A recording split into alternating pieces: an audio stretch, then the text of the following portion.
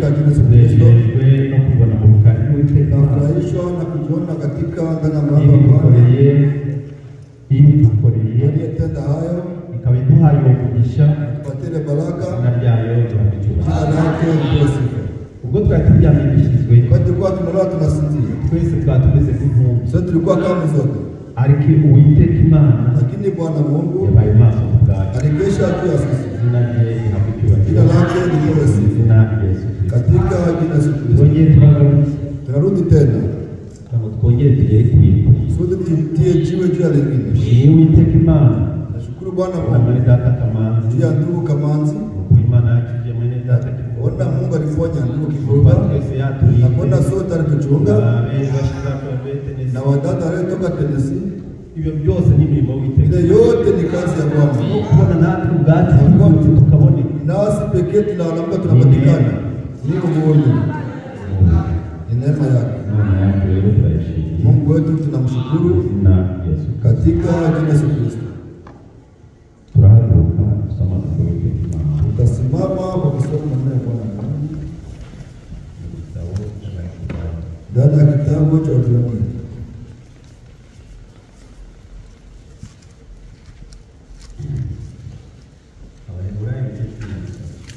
Waebrania ni sura 13. Tunasoma mstari wa 17.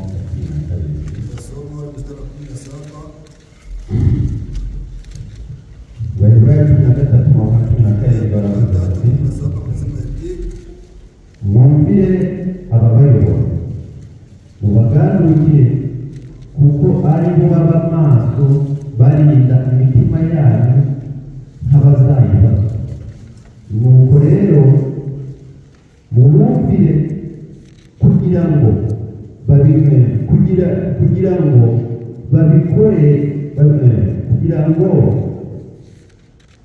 babikore banezerewe kandi batagononwa, kuko kubikorana akangononwa kutagira icyo kubaganira mwebwe. Amen. Turagushimira data twese Mana dukunda kandi bandeye imbabazi. Tugushimiye ko ibitondo duhaye ku muntu izina ryawe abaturage. Uwiteka turakwinginze mbere ya byose tubabare amafuti n'ibicumuro utwezeshe amaraso yawe. Turi imbere yawe tuzamuye ku musozi wawe. Uwiteka utwegeze bugufi bwawe kuri cya gitare, maze buri wese waje imbere yawe Uwiteka Imana abashe kunywa ku mazi yo muri icyo gitare. Uwiteka turakwinginze kugira ngo ntaba ari twe izina ryawe rihabwe icyubahiro, uzubibere ku murimo nk'uko usanzwe ubigenza, udukure mu kirere cy'umwuka mu kirere cy'umwuka tukamaje izina rya Yesu Kristo. Imana yacu ihabwe icyubahiro ku izina rya Yesu Kristo. Turagarutse rero neza twari hano mu gihe umwuka wera yatubwiraga ati kuvuka ubwa kabiri. Mbere ya byose turamukije abatarateranye umunsi w'ejo. Turamukije mu izina rya Yesu Kristo. Nawasalimu katika jina la Yesu Kristo. Kuvuka ubwa kabiri Zaliwa mara ya pili ni ukuvuga ngo bikugira icyaremwe gishya. inakufanya kiumbe kipya.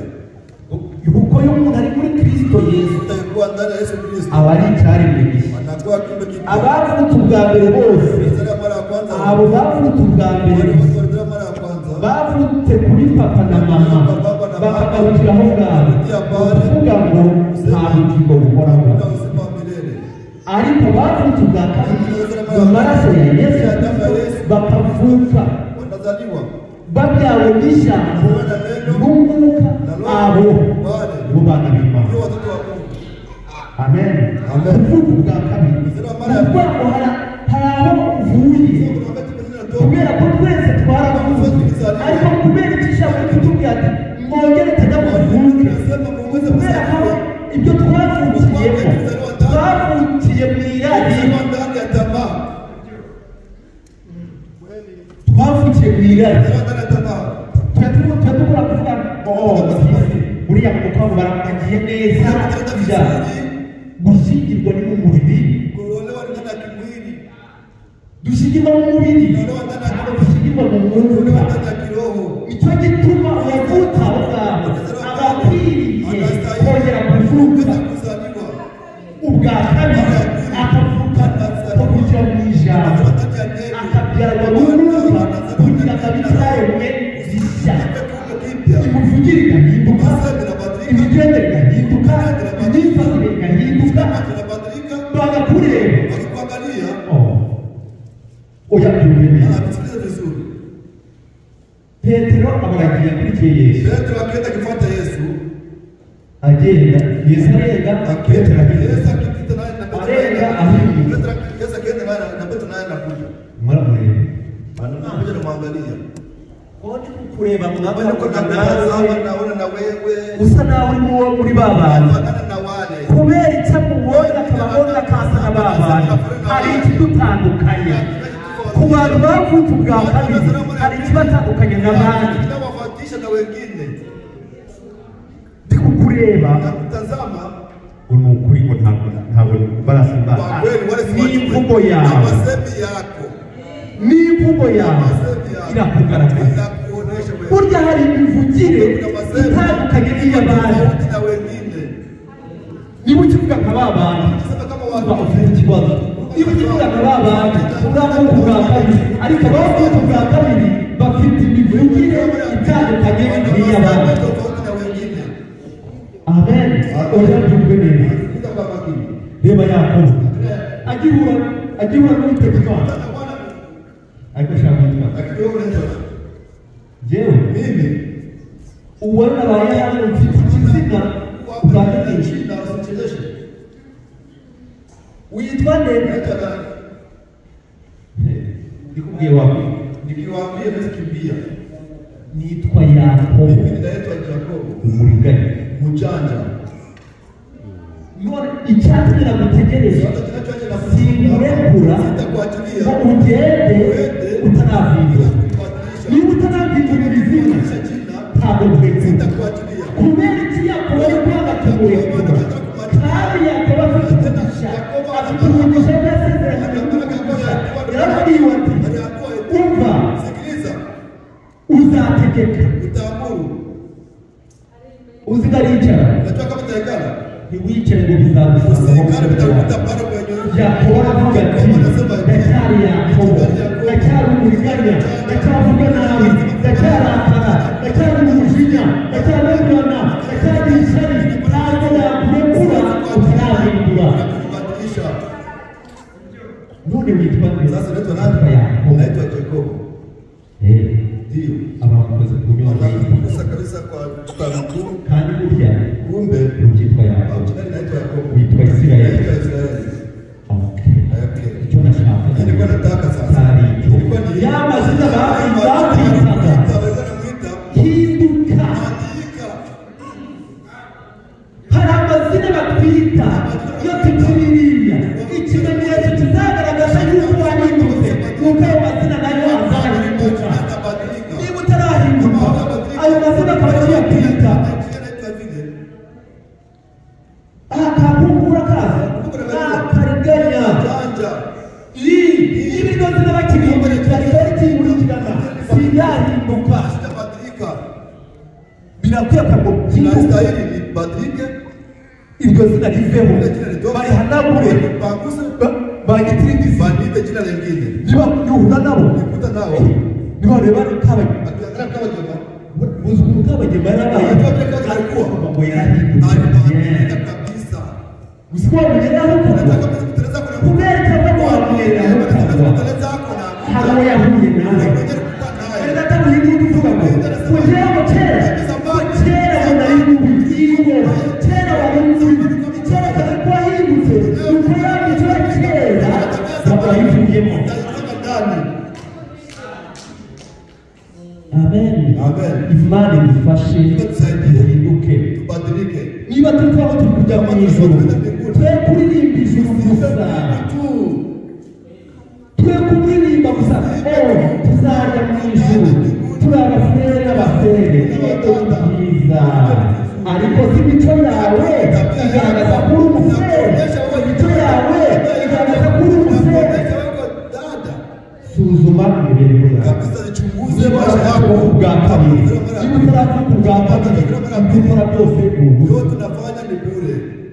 waririmba ukaririmba, unaweza unaangamia, wabwiriza ukaririmba, unaangamia, wabwiriza ukaririmba, ariko ikimana gushakaho, icyo gushakaho ni ukuvuga kuri buri jambo, ishi ndani ya kila neno, buri jambo, kila neno ukaritunga, unaliishi.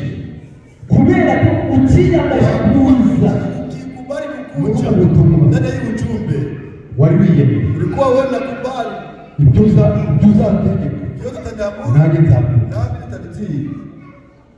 amen, Amen. byaba bikomeye Kwenye nguvu ibirita bila ukunde n'abantu bawe, wewe na wajizi hivi. shaka yuko byaba bitora Bwana ndiye kabisa wasi wako ntabwo ingingo utegerezwa kumukunda, kuko n'ibindi kuvuga iti ukunde n'abantu bawe, amen, Amen. ni ukuboko Ni kuwapenda. akoze abantu Kuna wadui itore, niba ugifite abantu itore hapa kanisani. mwene data mushiki wawe, shaka icyo ari cyo cyose gituma wiyunga, Tafuta chochote kitakacho kujiunga naye. uzi kafite niba uzi umwana w'itorero, shaka icyo ari cyo cyose cyatuma umuyobozi w'uraza yayo kugira ngo akomeze urugendo. Uzi n'igiti Biblia iti ni mu Rwanda ukikombana wirinde yo kumarana, usiazani msimarizane. kandi izuba riri karenge Jua lisipite ugifitanye imijigo. tena kisirani. Sasa Sasa tunaweka kisirani kwezi kugashira, mwezi napita. kundi kukaza, kuri guhekenya amenyo, kugahekenya amenyo, ukundi kukaza, yashyizwe hejuru, Yesu naza, Yesu naza, w'icyo gitondo abazaba umeze gutyo, uragenda ntawe uri buke, Hakuna mahali utaenda. ntawe uri buke, Hakuna kwenda. urayekomeje ntabwo uri buke. Unaambia utera utaenda. ariko bikiri none ibiriti ucyumvijwe n'uwiteka Imana, ntiwinangire iki, ntiwinangire umutima, Fanya moyo wako mgumu. nicyo Imana gushaka. Imana ishaka kugira ngo tuba abana b'Imana buzuye, Kamilifu. buzuye. Kamili. Nicyo gituma Imana ishaka kugira ngo turaze ku ijambo ryayo. Anatia kwa neno lake. Turi mu minsi ya nyuma, Tuko masiku ya mwisho. turi mu minsi ya Tuko nyuma, masiku ya mwisho. iminsi mibi, Siku mbaya. aho Bibiri kuvuga Kwenye Biblia nasema eti umenye ko mu minsi ya nyuma hazaba ibihe bishya, kuko abantu bazaba bikunda, birarira, bibona, bakunda impiya, bakunda ibinezeza n'urukundo Imana, kandi icyo gihe urukundo rwa benshi ruzakonja, itakuwa baridi au kivuguvugu. ruzakonja Itakuwa baridi. kubera ko urukundo rwakonja. Lakini upendo Kera baravuga aze abafere barakunda, ndugu wanapendana. abafere barakunda, ese n'ubu muracyakunda, Tunapendana. n'ubu muracyakunda, Sasa tunapendana. n'ubu muracyakunda. Sasa tunapendana. Uyu munsi tubizi, n'ubu muracyakunda.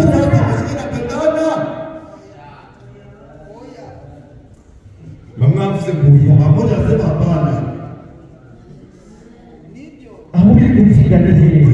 Imana ikigushakaho ikeneye ngo duhinduke, tuvuke ubwa kabiri. Baada ya pili. Birakwiye ngo tuvuke, niba tutaravuka ijuru turirimba tuzaryumva amatangazo abandi Na bagiye. wengine walishaenda.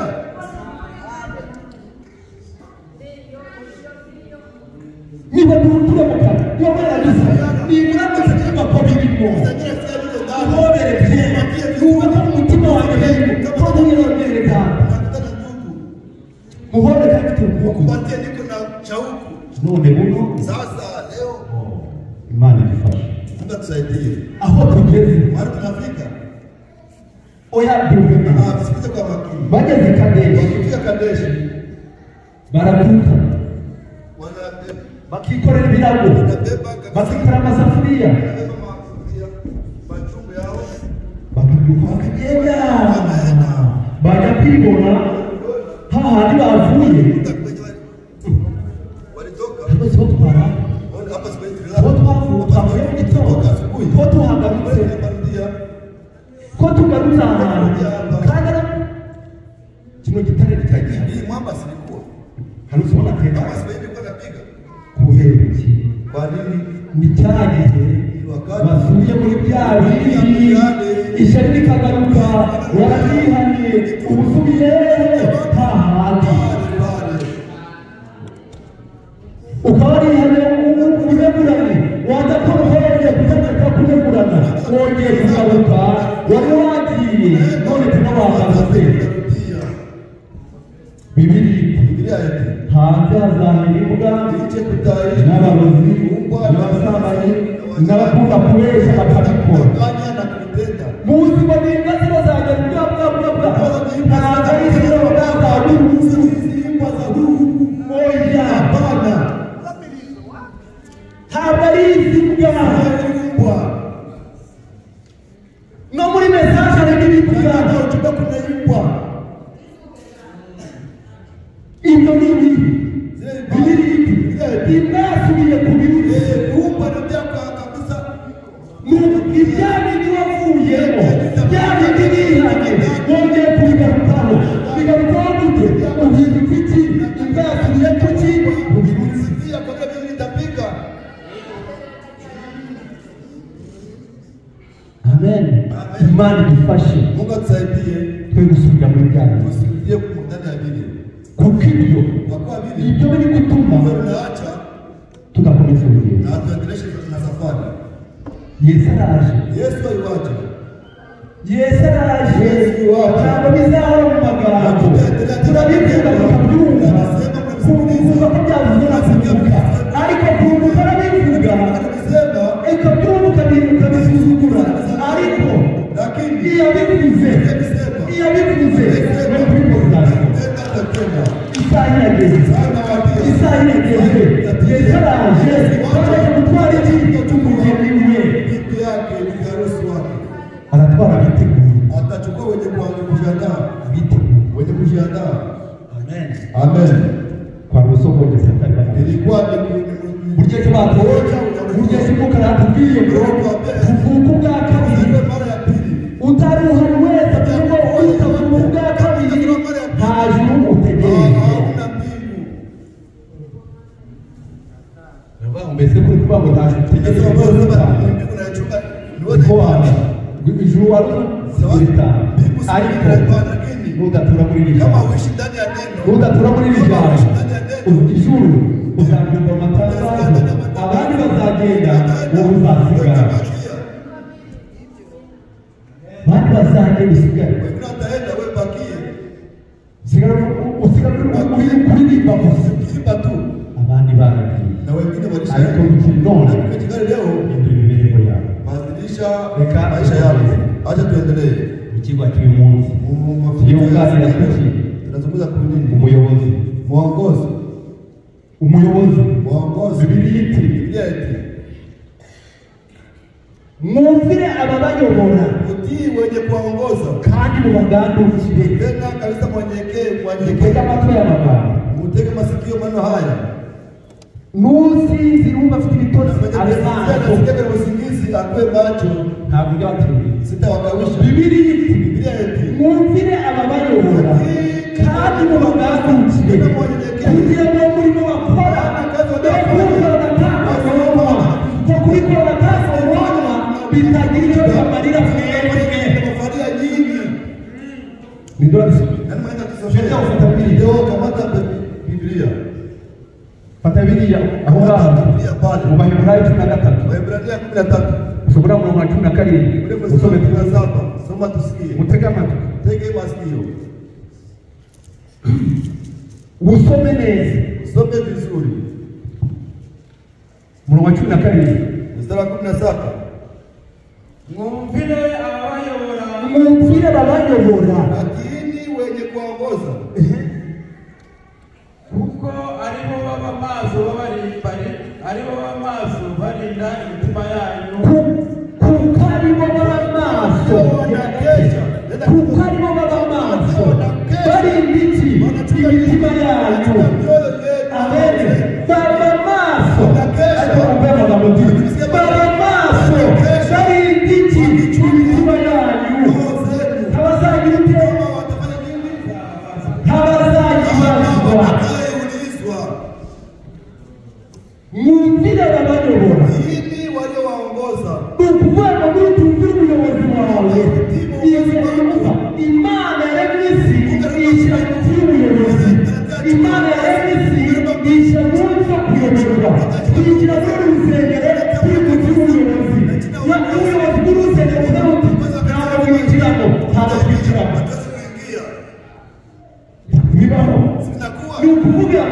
n'umugore wananiwe urugo ukazaba yarakumbuye ubuyobozi uri mu rugo rwe. Amen. Amen. Uri umva Abasikiliza. yumve neza. Kutoka makini. Ni ukuvuga ngo Biblia ya kwamba Biblia wumvire ababanyobora hii waliowaongoza kuko aribo baba maso ndio na kesha ntabwo babarindishije igihe ntabwo baba maso kugira ngo mwambare neza ntabwo baba maso mwambare amabanje babona maso kubabwira iki ijambo ry'Uwiteka Imana Bwana Mungu. nicyo bashingisha imitima yanyu ntabazayibaza. Komeza. Atakayoulizwa. Endelea. nuko rero mubumvire kugira ngo babikore banezerewe. Nuko rero Sasa mubumvire uwatii kugira ngo umurimo udile kazi bawukore banezerewe. utumike wakifuraha. Ndabumva Sikiliza. icyo Imana dushaka burya ni ugutuma muri buri jambo Kila neno ryakoroha ryakomera tuzaritura. utaishi ndani.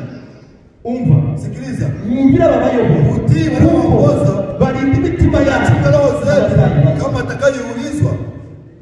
bayirinda Wanaichunga ntibazayibaza. kama atakayoulizwa. ukuvuga ngo Ni kusema ya kwamba ukuvuga ngo turi mu nzu y'ubuyobozi bw'ijambo ry'Uwiteka Imana.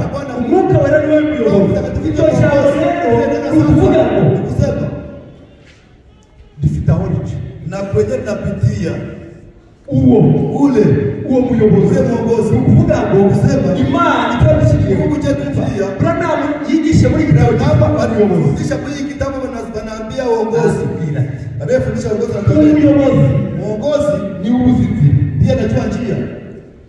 Amwe kubyumva Lakini usikilize. oya bwite Sikiliza kwa makini. Abisirayeli bavuye mu gihugu cya Waisraeli Egiputa walitoka ndani ya nchi ya Misri bafashe inzira walikamata njia. hari inzira y'iminsi itatu Kwa njia ya kugira ngo bagere i Kanani. Tukafika Kanaani. Ariko Lakini umuyobozi uongozi arababwira anawaambia tugiye guhaguruka, nataka simama. ariko Lakini umuyobozi uriya uongozi njoo ule iriya nkingi ile muyikurikire muifuate.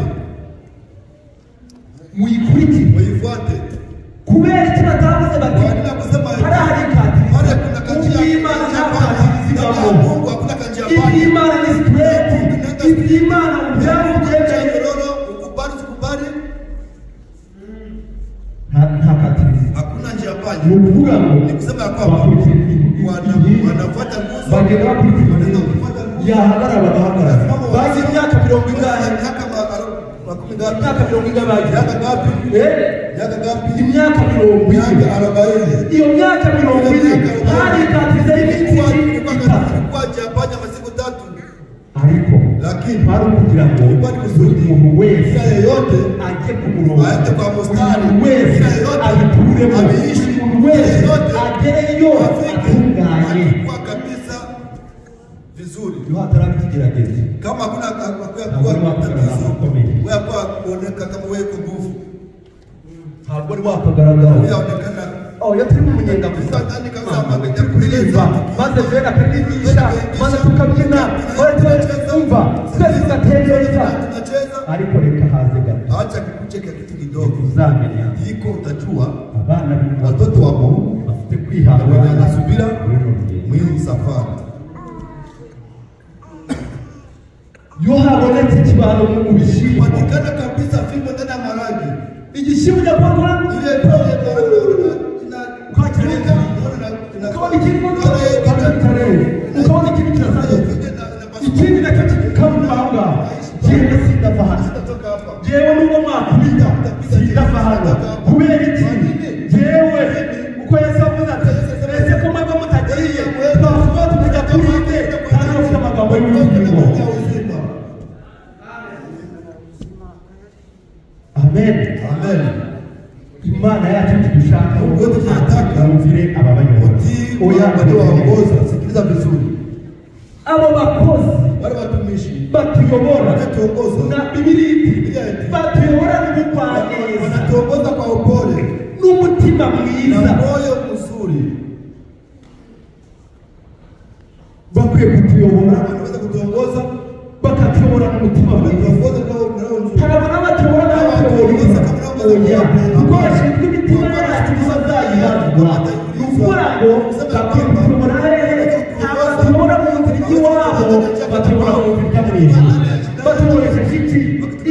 batuyoboresha ijambo ry'Uwiteka bakatwaha inkoni fimbo iyi hariho kunga kuna kuwakutanisha indi ni iyihe ndimi nyingine izo zose ni inkoni ni njia ni fimbo ya kutuongoza.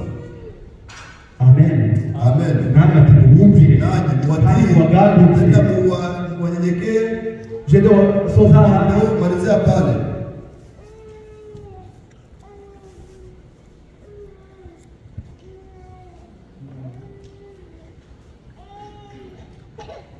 nuko rero mubumvire kugira ngo babikore banezerewe kandi batagononwa.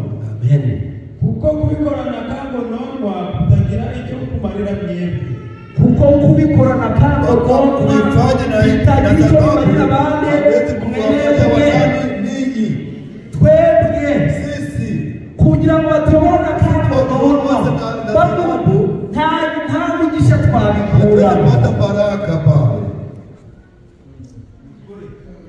nta mugisha Kuna baraka kubera ko Wakuwa. Imana ikwiriye niba tubana abana b'ijambo dukwiye kuba muri ijambo tukaba abana bumvira inakuwa watoto waliotii. bumvira iki Waliotii nini? ijambo Neno. ntabwo ari babwana Sio mimi niliandika. ijambo ry'Uwiteka Imana Neno la Bwana Mungu. Imana icyo ishakaho Kujiandaa kwetu ni kuvitua. nubona umugore ukona ni umukope akaba atarusenga ahubwo jewe ndagiye cyangwa se ubona umugabo wadusohoye ni ukubera iki aho ngaho umugore yananiwe kumvira ubuyobozi bw'umugabo we. Mume wake. umugabo ni wo mutwe Bwana ndiwe kichwa. umugore n'akabiri Mke naye anakuwa kivuli cha chini. gutekereza hano Kuwaza mnakuwa juu ndani ya ariko kichwa. twageze mu gihugu abagore bashaka kure tujyana gukora mu rurengezo Mambo inaanza kukomaa yafike kule. ariko Imana ikigushaka ishaka ngo duture muri icyo Nataka cyaro tuishi kila neno. n'ibindi Kila bagore wanawake. mwumvire abagabo banyu Tii kandi wana bagabo wenu tena mwanyenyekee. byose Ndani ya none vyote. Imana iratubwiye ati mwatorero mwe iyo muri abana banjye nimwumvire ababayobora kandi bagandukiye Mwanyenyekee.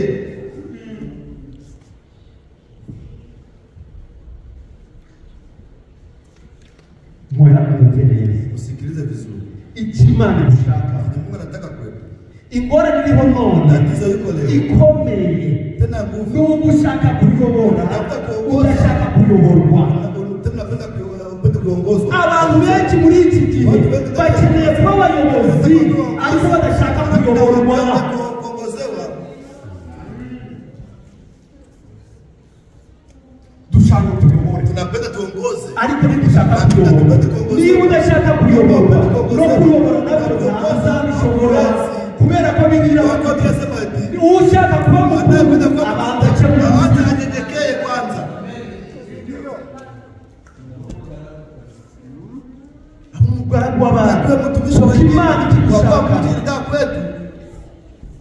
ntabwo ari uko tuba bakuru Bwana tuko wakubwa sana. Imana yashimye ko abarishuko abayobozi abo ngabo rero Imana yatoranije bumvire Watii.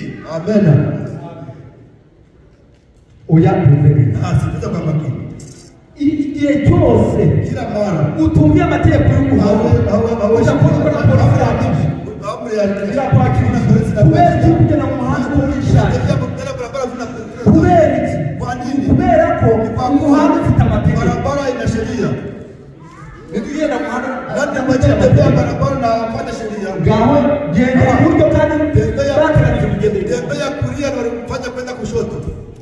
bagifite Wanafanya nini? barakwandikira Wanakuandikia. bakukubita Wanakupatia iyo bakukubita bakukubita n'urukiko Wanakupatia kwenda utayu nugenda y'umucamanza uzatangira kuvuga ati yomenya abona n'injira mu tegeko natwe Imana yacu kiba gihugu turi kujyamo gifite amategeko iko na sheria.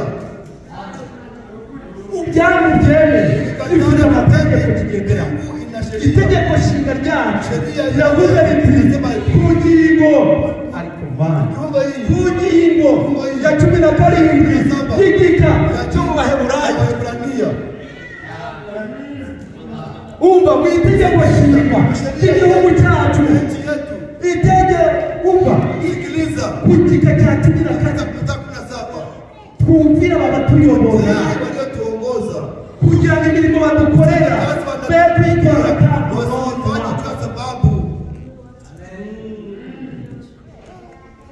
Mwumvi. Watii. Kuko kubikora tambo nono. Tumefanya na sababu. Bitagira icyo bimarira mwe. Kuwafalia nini? Bitagira icyo bimarira twe. Kuwafalia sisi.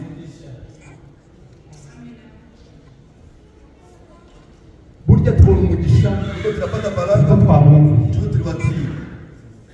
Ni wumva udashobora kwemera ko Sawezi kubali. kumvira umuyobozi Kutii mwongozi. wawe. Bibiliya iti nudakunda umutambyi wawe mugende munasangiye uzamenye ngo Baba, wiko na tatizo. ukunda umutambyi wawe umuremyi w'iwanyu ujye umukunda. Ngorane dufite Tatizo tunakomeye. Ufite. ndababwira ijambo cyangwa mbabwira byakumva. Namwambia neno tabia ya kumbuka. Ingorane dufite none usane Sasa binagenda kuvugisha inama njyewe uraza kusikia umva niba ari umuyobozi utegerezwa kumutii. Branham aratwigisha hano muri Amerika hari abapolisi Hapa ndani ya Amerika kabufikanisha polisi ariko umunsi babahaye umuyobozi kupata mamlaka karahagaze muri highway anasimama katikati ya barabara, simama traffic rules kabisa, magari zinakuwa Traffic nyingi, rules. magari zinakuwa kumbe iki traffic Kwa rules nini gari zinakuwa bagateza nyingi? baneleza karaka nyumba se Wanasema niko kahagaritse rero wanasimamisha hii magari. gaje shule kuri mu Sasa wewe shidanganye kupita Uri hii umugabo mstari. ure. Kama kwa mwanaume pita hapa. kubera iki Kwa nini? hejuru yako hari itegeko. Sheria. Amen. Hejuru yako hari itegeko yako gapori nubwo ari kagufi ariko uwabahaye itegeko iburebe kukarusha. Mzaji yake, mrefu zaidi yake. Amen. Kumvira batuyobora Hii ndio kuongoza.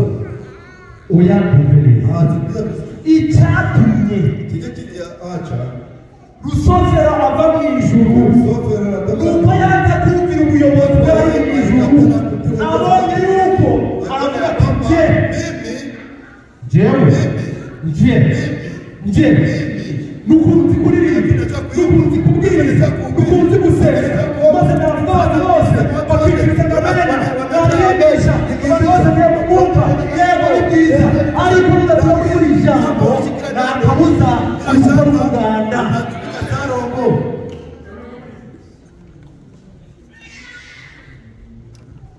Umvira ijambo. Sikiliza neno. Iri jambo iyo rarijemo Lilikuya ndani. utegerezwa kuritunga. Tunaambiwa kuishi. Lucifer ariza Sasa tunashindwa. jewe Mimi ndirimba amajwi arindwi naimba sauti saba. jewe Mimi ndavuga ijwi ryo ninasema sauti. ijwi ryanjye rikira Sauti yangu mimi wote wanasikia. jewe Mimi nukunzi kubwiriza neza kuhubiri vizuri. jewe Mimi Imana iramwitegereza Mungu anamtazama. bajya gukora ibintu batabanje kumbaza jewe Mimi abatangije urugamba anaanzisha kabisa vitu. Imana iramwitegereza Anamwangalia. usharomba mubwira Hata nikwambie. iri juru urimo rifite amategeko ubwo udashaka kumvira ubuyobozi burimo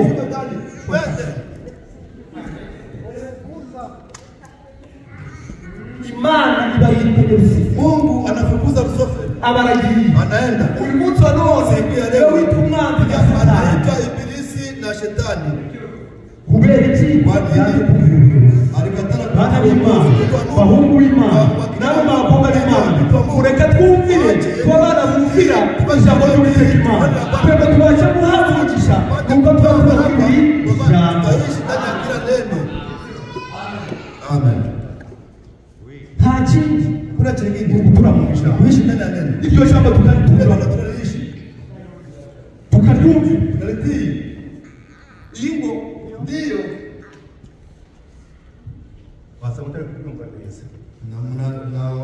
nyumvire. Msikilize kwa makini.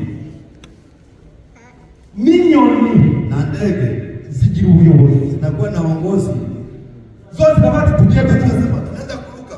tuzi ko zitavuga ariko ubijyanye zo ziraganira ziko ziganira Imana yazihaye. Ubuyobozi akavuga ati ubu turahaguruka tunakwenda zikavuga Zinaruka. mugiye Nenda wapi?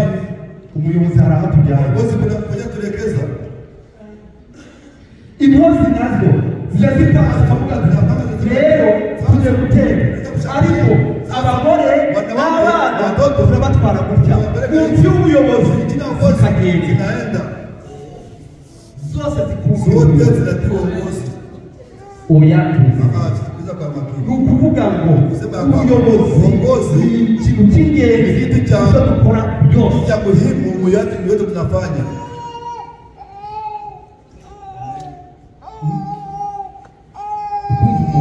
Nasikia mtu mimi inama zanjye sheria zangu zazisaba kwa bindi nasoma kintu kwa hekima pekee. inama zanjye Sheria zangu zazisaba hehe naziomba kwa kwabakiza honyine. Inama zanjye zazisaba abagaragaza wenyine. Inama zanjye zazisaba abayobozi wenyine. Oya abakozi ni beza turanabakunda ariko icyatuma Imana ishyira ubuyobozi ku itorero ry'akarere kwari ukugira ngo barinde imitima yacu abazayibazwa. Mubyikirize mutegurikiriza yamena. Ni byiza kubasabira Ni vizuri kuwapa shauri. Ni vizuri. kandi bisa nabyo kuko n'ababyeyi bacu batubyaje ariko nutumvira umuyobozi wanyu wabeza mwumvi nudakunda mugenzi wawe Bwana nawe ushaka kuba utabo Utapenda Mungu mwenyewe kuona. kubera ko Imana avuze ngo Mungu alisema vile. kubera iki nzabanza mu ngo duturanye undi nawe nzamukunda Nitakupenda. ariko n'abaje Ukijikianza kupenda kwanza mwenye tunaishi pamoja. mwumvira ababayobozi Mutii wale waongozi. kubumvira iyo bahesha umugisha kubumvira iyo biratuma mujya mu ijuru kubumvira nimutabumvira bakabibona kangonono kumva ibiri iki bakwiye guhabwa icyubahiro n'umwero n'ibiri Mara mbili. niko biri kutubwira Ile Biblia inasema bahabwa icyubahiro wewe heshima. ntabwo naje kugusaba icyubahiro jira Sikwe kuombea heshima Janet. Hapana, icyubahiro ari cyawe heshima si yako. ntabwo icyubahiro cyawe Heshima si yako John. ntabwo icyubahiro Heshima si yako. icyubahiro ni icyumwe Heshima ya moja ya Bwana. ariko abana b'Imana hawa nao Mungu tumwumve nao tuwatii. oya Asikiliza kwa makini. bavuye mu gihugu cye Toka ndani ya nchi ya Misri. baragiye Walienda. uko inkingi igenda Kama vile mbuzi na bagakurikira wanafuata. inkingi yahagarara bagahagarara Wanasimama. nicyo gituma Kwa sababu iyo bavuze bati none ni amateraniro yego ejo bavuze bati ntabwo tuzaterana Ndio. Waza. Unaweza kuja. Je, ubuyobozi butabivuze naongoza kusema burya kumbe tuzumvira abaturage utati wale tuongoza. kugira ngo bajye bikora babikora Kwa wale vile unapenda. ariko mana ntabwo muri kubyumva Hakuja kusikia. ntabwo muri Hakuja kubyumva kusikia. oya yumve neza Sikiliza vizuri. ubu bageze mu butayu Fika ndani ya jangwa. bageze mu butayu Ndani ya jangwa. Miriyamu Miriam anegura ubuyobozi anasema uongozi. ayifatanije nawe Akashikia na Haruni. imana irarama Mungu akasirika. basere mu gihugu Wadada mliokuwa na kinywa. imana ibafasha Mungu awasaidie. abaneguye Mose Leta Musa. uzi ibyo bamunegura kwari ukoresha Sasa ile ilikuwa byari ukuri ilikuwa ni ukweli. rero mu Ethiopia kabisa Aliuawa kabisa. ajya yinjira mu gihugu abona nta bandi bayobora Hakuna anaweza kuongoza. imana iraza Anakuja kabisa usubutu. Usiongeze. imukubise Anakupiga ukoma. imukubise ibembe kubera ko aneguye ubuyobozi Imani mukubise ibigenge. Kupiga ukoma. Urugendo rwarakomeje. Safari endelea. Urugendo rwarakomeje. Safari endelea. Barahagaze. Walisimama. Ngaho none Sasa ubwo wumva kukomeye. unasikia nguvu. Aroni. Aroni. Unukuru mutaka. Ngaho musenyi. Sasa muombea sasa tuendelee. Ngaho Sasa Aroni muombee. musenge Muombee. tugende. Twende. Aroni bararebe. Aroni anatetemeka. Aroni yari yansiye Alikuwa ni mkubwa mzee. ubwo yari yansiye wa Mose kabisa. are kutumilia Angalia sehemu yangu inabadilika. atari Mose Musa. tubabare Musa tusamehe. sengera mushiki wawe turahindutse ku kibazo ahindutse ku kibazo usengere tubabarire twakoze icyaha tubabarire Mose araza Musa kuko anakuja. Mose ari inshuti Musa y'Imana alikuwa rafiki na araza anakuja. Mama. Kwa Mungu. ni mushiki wawe Ni dada yetu. ni mushiki wawe Dada wetu. tubabarire Musamehe. Imana ati Mungu wetu. ariko Lakini agomba kubanza kumva igihano anaweza kaweza kuadhibiwa kwanza. nicyo gituma uwacumuye bamuhana n'abandi Na bakamugana wengine wanaona pale, wanavionea pale.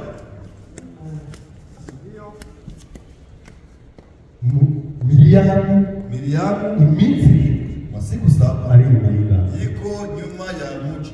inyuma y'ingabo Nyuma ya mji. kubera iki Kwa nini? kubera ko Kwa kuwa alitenda wanasema waongozi, wanasema waongozi. abapinguye Wanaopinga Imana waongozi. ibafashe Kwa zaidi. tukape ku murongo Turudie kwa tuba mstari. abana bumvira ijambo Turudie neno. Amen. oya yumve Sikiliza vizuri. barakomeza urugendo Wanaendelea na safari. bageze imbere Wanafika mbele. ababonetse uwo bita Kora Wanapatikana Kora.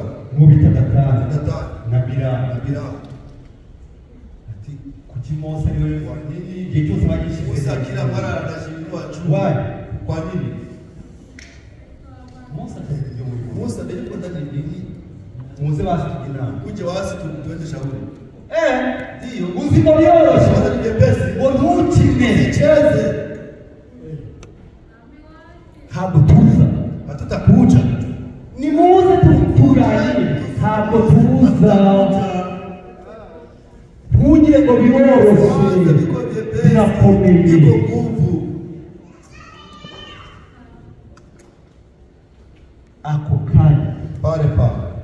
Mose arabwira ati Musa anaambia. mwese mutari mu ngabo zose Wote mrudie ndani ya manyumba zenu. bantu bose bafite Watu wote wanarudia. bageze mu ngabo mu gitondo gusa Asubuhi bose bazirika amategeko wote Mose arabwira ati nimuze hano kuja hapa. ntabwo tuza Hatutakuja. Mose arabwira ati Musa anawaambia. abari mu ruhande rw'Uwiteka Kwa upande wa Mungu. hariya Mwende hapa. abari mu ruhande rwa Kora Datani na Biramu hariya Mwende pale. mwitandukanye Mujitenganishe. Uwiteka Imana Bwana Mungu niwe nyir'umurimo ndiye mwenye kazi. Uwiteka Imana niwe utangiye ntabwo umurimo ari uwanjye nanjye ndi umukozi mugenzi wanyu none mwitandukanye ako kanya Imana ibitukuye Anachimba. bose bari kureba Wote wakiangalia. ako kanya bari baziboneye ibiciro uko bari bazi ubuzima biroroshye ako kanya barikomere imbere yabo Kwa mbele yao. Imana iratukuye Mungu anachimba. Imana irashyira Mungu anawazika. Imana irashyira Mungu anafunga. mwendelea safari Mukomeze urugendo. tujye twubaha Kwe tunatii abatuyobora waliotuongoza. kuko nibwo tuzabona umugisha w'Imana Maana ndipo tutapata nitutamubaha nta mugisha duteze igihe cyose uzumva ko uri munini utavuye ubuyobozi ni ukuvuga icyo gihe nta mugisha ufite ikikurimo ni umuvumo ndani yako ni laana.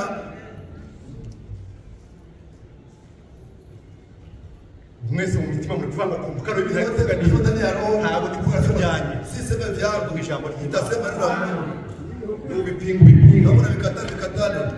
nutabyemerewe kubyemera Bali usikubali. ariko Lakini ijambo nawe wowe umutima wawe usigana kuri roho yako inasikia kama ni ukweli. ako kanya Pale pale. Kora Datani Kuna Datani ibwami banze bose abahamagaye baranga, muze tugane baranga, muze umurimo baranga, barakomeza baranga. Imana ati aho bigeze kwihangana kubona kwisha.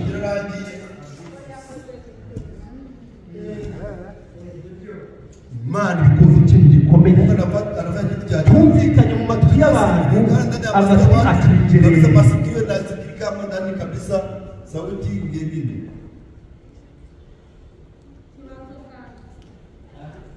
Imana idufashe muri ibihe turimo, muri igihe gikomeye, muri ibihe turi kwita kwambaruka ku mwana wacu Yesu Kristo, dukure muri buri jambo.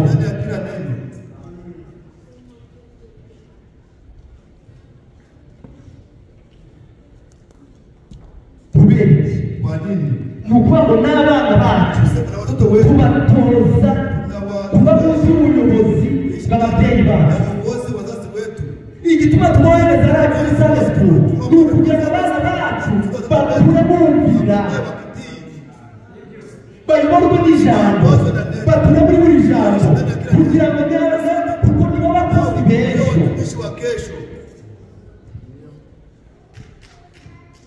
Nibo bakozi, nibo watumishi, nibo bakozi, nibo watumishi. None nutumvira umukozi w'iwanyu. Sasa kama utii mtumishi wa kweli, Mungu wewe, mtu wa Mungu, umukozi mtumishi, umukozi mtumishi, ikintu gikomeye, ikintu cya kubwa, ikintu kikubwa. Ngo bashinzwe imitima, banashurutishwa aho ubaki iryo jambo ryiza. Hapo ndio kunyumba kari byiza. Ngo bashinzwe imitima yacu yetu, kabazagira ute, kabazayibazwa. None umwumvire ko kwikorana kandi none bitagira icyo bibamarira mwebwe.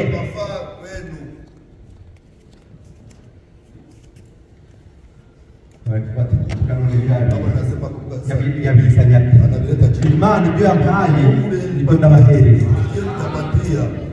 bibe bikomeye, bibe byoroshye, bibiri Rabura Yosuwa yagedeho Yosuwa biri igice cya mbere, angalia sura ya kwanza usomero wa 16 na 17 wa 16 na 17. Wahageze ipafika yingo turi kugali nabizi irakomeye, ariko ntabwo ikomeye, ijambo ry'Imana tugomba kuritura kuko ryaza nitutarituramo nta migisha y'Imana tuzabona. Niba tuzatura muri ibi niba tukabiyobora tukabikora biriya ibi tukabireka, oya dukuvuga ngo buri jambo ryose dutegerezwa kurituramo gukora ibi byorohe bikomere tubikuremo. Amen. Ngo ntikukira abana barabizwa amata, watoto wanayokunywa kama maziwa kurabizwa amata. Oya cyumvere atikira kama makini ishyamba rya kimeza ya kuyikomarisha, ntabwo bahora barisukira amazi, habarimwangie maji, ariko kukinye lakini ile shamba linapanda shinda mmoja urasanga utakutana vikauka. Ngo ntituzavuga kuri ibi, tutasema juu ya hivi ngo batazagwa, basianguke. Ntituzavuga kuri ibi batazava mu itorero, ntituzavuga kuri ibi batazasubira inyuma, ntituzavuga kuri ibi, oya tuzabivuga abakobwa bazagwa, abakomeza bazakomeza.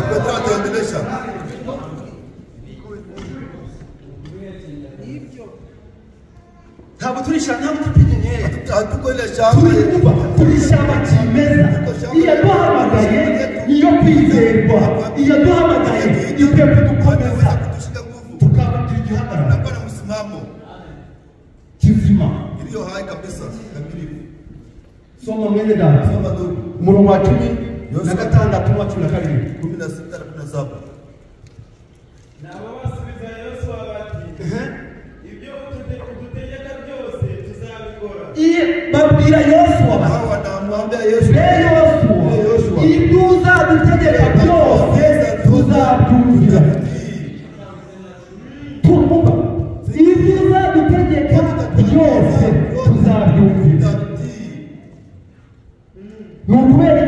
ni wari umuyobozi. Kuko ndiye alikuwa mwongozi. Natwe dufite umuyobozi. Ariko namba 1 tuyoborwa n'ijambo ry'Imana. Kwanza tunaongozwa na neno la Mungu. Niko tuyobora. Abandi bagakurikirana bakatubera abayobozi. Ariko icya mbere tuyobora n'ijambo. Tunaongozwa na neno. Tefate. Kidete. naho uzadutuma hose Naho uzadutuma hose. Wote utatutuma. nk'uko twumviraga Mose byose nawe niko tuzakumvira. Mwumva aho uzadutuma hose. Uko twumviraga Mose niko nawe tuzakumvira. Ntabwo tuvuze ngo mwumvire Gerard, ntabwo tuvuze ngo mwumvire Nero, ariko icyo mugomba kumvira mwumvire ijambo ry'Imana. Neno la Mungu. Amen. Amen. Mwumvire ijambo. Neno la Mungu. Ni amini. Amen. Nimumva nimutabyikira ni amen. Amen. Rangiza umurongo. Malizeni mstari. Cyakora Uwiteka Imana yawe ibane nawe nk'uko yabanaga na Mose.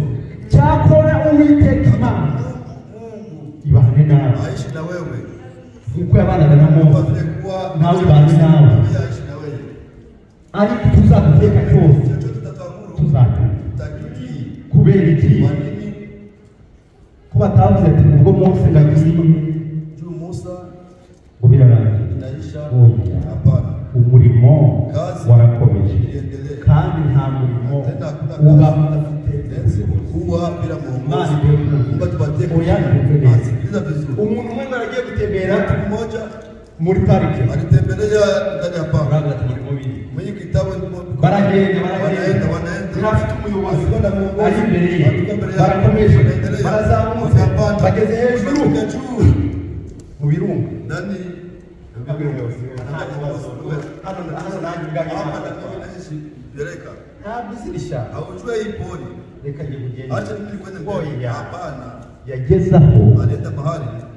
agera ahantu hatagerwa Wanafika mahali wawafike. imbeho iramukubita Baridi nampiga. irahita umwana mu Alikuwa mugongo na mtoto mgongoni. umwana barapfa Mtoto anafariki. apfuye kubera iki kuko yanze kumvira umuyobozi. Natwe dufite umuyobozi n'umwe ni ijambo ry'Uwiteka Imana. Iryo jambo dutegerezwa kurituramo kugira ngo tubashe kubona umugisha kandi tukemera no kumvira n'abatuyobora. Tuongoza. Nutabumvira Kama watii. nta mugisha. Hakuna baraka. Kweli. Barahemumisha. Na unapia ukweli. Fashe Bibiliya y'Uwiteka. Kamata Biblia Bwana. Nimutumvira ababayobora Kama mtu walioongoza. nta mugisha muzabona. Hamtapata Niyo baraka. uzasenga Na ndio nta tutaomba. mugisha. Hautapata Niyo baraka. uzaririmba Hatutaimba. nta mugisha. Hakuna baraka. Ibyo uzakora byose nta mugisha. Bivuze mu izina Tunasema ry'Uwiteka. ndani ya jina la Bwana Mungu. Amen.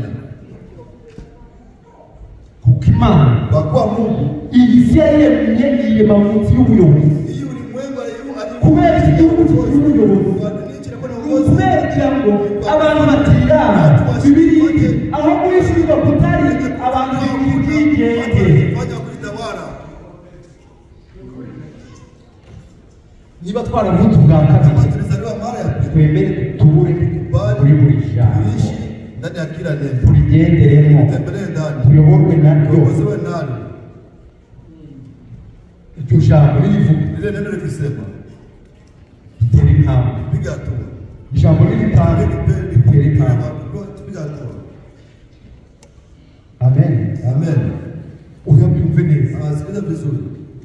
Kanongere abakozi Watumishi, sasa umukozi pasitoro mchungaji,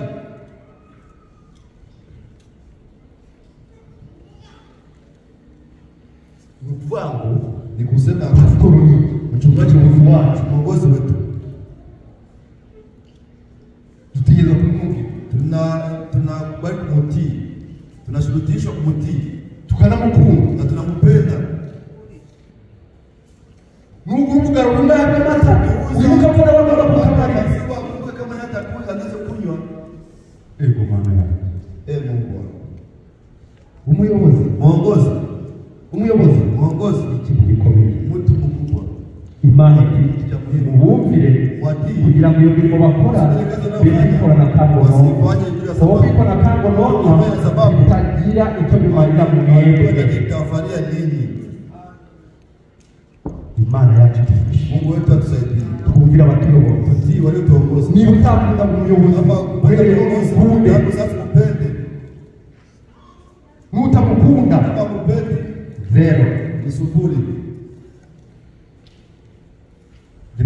Nakuze nkunda sema ati mimi nilikomaa nikipenda sema kuze mukunda nilikomaa nikipenda nkamukunda mumva ari nagonga kama lazima ewe namukunda sema ati namukunda nampenda ariko hari impano y'Imana kuba Imana aramutora gatuyobora ariko ndi atuyobore atugende imbere atwereke inzira tugiye kunyuramo inzira inyurahege kuva iryo jambo batubwiriza abakozi niryo rituma tumenya ndio acha tunajua kwa tutaenda